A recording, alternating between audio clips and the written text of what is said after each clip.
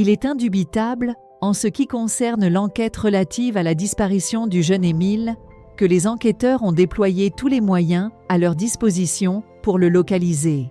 Dès le 8 juillet, bien que la disparition n'ait été portée à l'attention des autorités que quelques heures plus tôt par la famille du jeune garçon, résidente au Haut-Vernay, d'ardues recherches ont été entreprises sous un soleil accablant.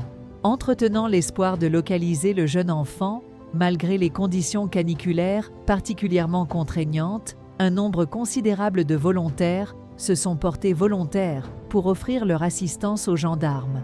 Les opérations de recherche s'étendent sur une vaste étendue, englobant un périmètre dépassant les 5 km autour du petit hameau. Cependant, ces efforts n'ont pas abouti à un dénouement positif. Parallèlement, chaque résidence des habitants a fait l'objet d'une inspection minutieuse, y comprenant une attention scrupuleuse, accordée aux moindres détails.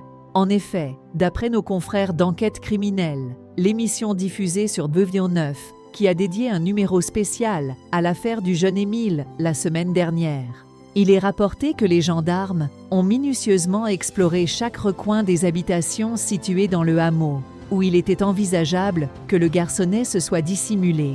Les recherches ont atteint un niveau d'exhaustivité tel qu'il est fait mention de l'inspection des congélateurs des domiciles, comme l'a précisé une des journalistes spécialisées, indiquant que cette mesure a été prise en considération en raison de la possibilité qu'un enfant, jouant et se cachant, peut se retrouver enfermé dans un congélateur. Nicolas Daguin, du Figaro, a également fait remarquer cette éventualité.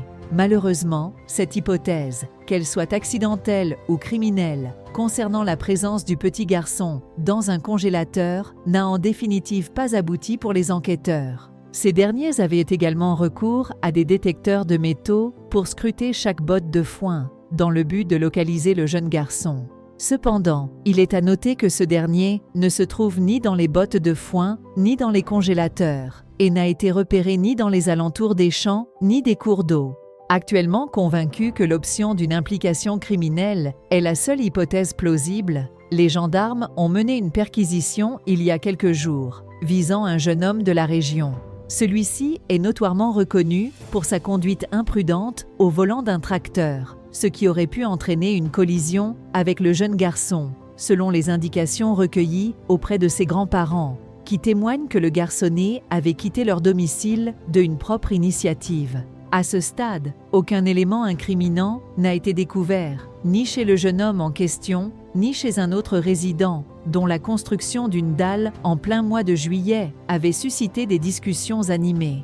Pendant une grande partie de l'enquête, la famille du jeune garçon est demeurée réservée, préférant probablement regagner leur domicile principal, éloigné du Haut-Vernay, où ils ne disposent que d'une résidence de villégiature. Les parents, M. Colomban et Mme Marie, qui sont également les géniteurs de la petite Alaïs, se trouvent néanmoins dans une situation où leur foi profonde les pousse à maintenir leurs prières, espérant ardemment que la police parvienne finalement à élucider le mystère entourant la disparition de leur bien-aimé enfant.